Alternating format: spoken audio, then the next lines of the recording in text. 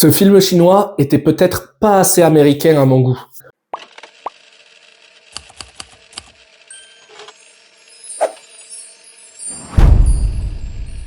Aujourd'hui, on parle de Black Dog, un film chinois réalisé par quelqu'un dont je tairai le nom parce que j'ai peur de mal le dire. Et on va suivre Lang, qui est sorti de prison et revient dans sa ville natale, une ville natale envahie par les chiens errants, parce que beaucoup de monde est parti et a abandonné leurs chiens. C'est vraiment une ville qui est en déclin.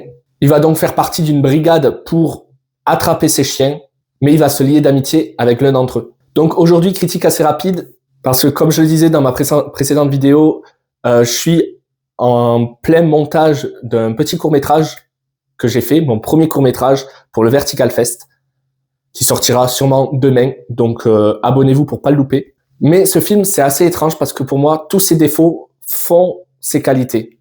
Je m'explique. Il a déjà une patte graphique assez marquée. Ça va être une sorte de pellicule. Il va y avoir beaucoup de grains à l'image, parfois même des flashs de lumière. Donc ça lui donne vraiment une identité visuelle bien à lui. En plus, la colorimétrie est aussi assez terne, assez grise, verdâtre même de temps en temps. Les couleurs ressortent très peu à l'image, ce qui participe aussi à lui donner une identité. En plus, le film est tourné dans des décors juste ouf. Vraiment, cette ville à moitié fantôme où tout est détruit, tout est en train de s'effondrer, les choses sont abandonnées. Pareil, elle est grise, assez sale, poussiéreuse. Tout ça mélangé donne une identité visuelle au film qui lui appartient. Mais en même temps, c'est ce qui fait la qualité de ce film, parce qu'on va être plongé dans quelque chose qu'on n'a pas forcément l'habitude de voir. Mais c'est aussi quelque chose qui, moi, ne me plaît pas forcément. Moi, j'aime le cinéma coloré, j'aime les beaux décors, les belles choses. Le décor est incroyable dans sa laideur, presque, on pourrait dire. Mais du coup, ça contrebalance. C'est à la fois stimulant visuellement et fade. Donc c'est assez étrange. Et c'est ce mélange qui se fait, mais sur tous les points du film. Parce que si on prend même les personnages, on suit un personnage qui parle quasiment pas.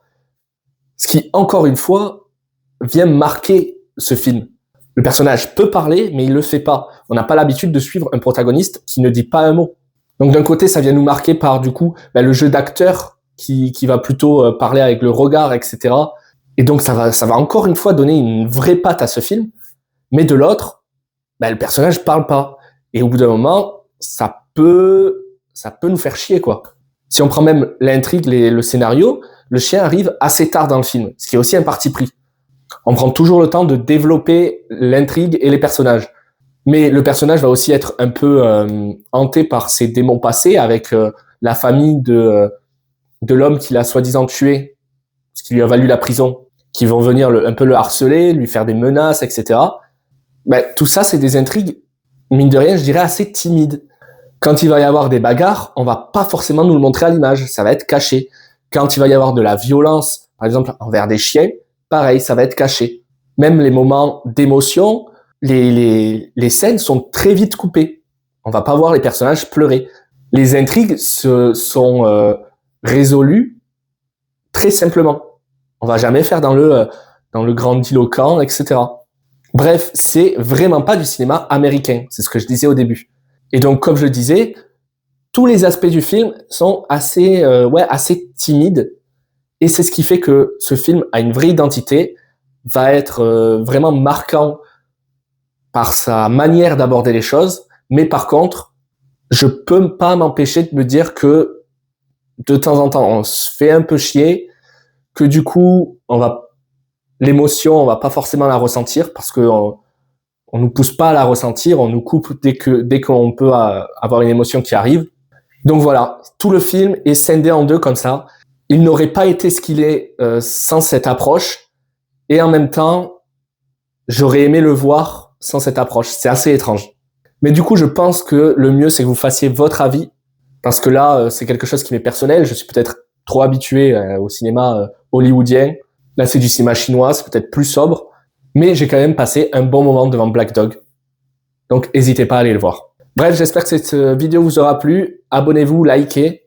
Et donc, demain arrive un petit court-métrage, mon premier court-métrage. J'espère que ça vous plaira. Soyez indulgents, c'est le premier, il faut bien l'entraîner. Mais donc, on se rejoint demain. C'était le Cinosophe et à bientôt.